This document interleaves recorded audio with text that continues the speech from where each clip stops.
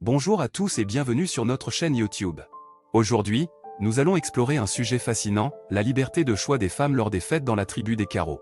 Vous serez surpris d'apprendre comment ces femmes ont la possibilité de choisir elles-mêmes leurs époux, contrairement à d'autres cultures où cela est souvent décidé par les familles.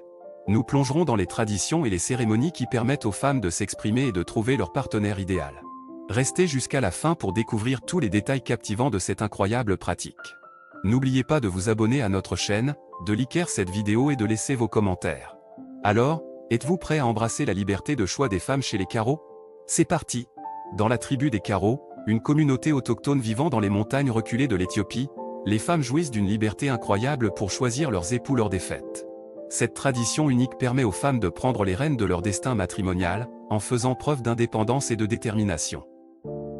Lors des fêtes, qui sont des occasions spéciales célébrées par la tribu, les femmes Karo ont la possibilité de rencontrer différents prétendants potentiels. Elles peuvent choisir de danser avec ceux qui les intéressent, de se familiariser avec eux et de les évaluer selon leurs propres critères. Cette pratique séculaire permet aux femmes de s'engager dans un processus de sélection où elles ont la liberté de décider avec qui elles souhaitent se marier. La danse revêt une importance particulière dans ce processus de sélection. Les femmes Karo, parées de magnifiques parures, se lancent dans des mouvements gracieux et sensuels pour attirer l'attention des hommes. Les prétendants, quant à eux, observent attentivement les performances des femmes, évaluant ainsi leur beauté, leur grâce et leur capacité à se mouvoir avec élégance. Une fois la danse terminée, les femmes ont la possibilité de discuter avec les hommes qui les ont intéressés. Elles peuvent poser des questions, échanger des anecdotes et évaluer la compatibilité de leur personnalité. Ce moment d'échange informel est crucial pour les femmes Karo, car il leur permet de prendre une décision éclairée avant de se décider à épouser quelqu'un. Il est intéressant de noter que cette liberté de choix n'est pas seulement réservée aux femmes.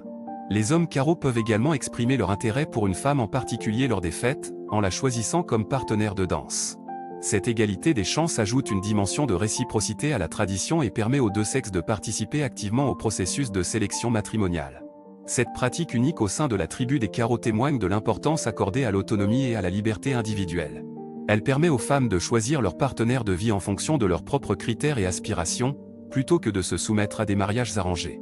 Cette approche favorise des unions basées sur le respect mutuel, la compréhension et l'affection réciproque. Il convient de souligner que cette tradition des fêtes et du choix des époux est profondément enracinée dans la culture et les croyances des Karo. Elle est intégrée dans leur mode de vie et transmise de génération en génération.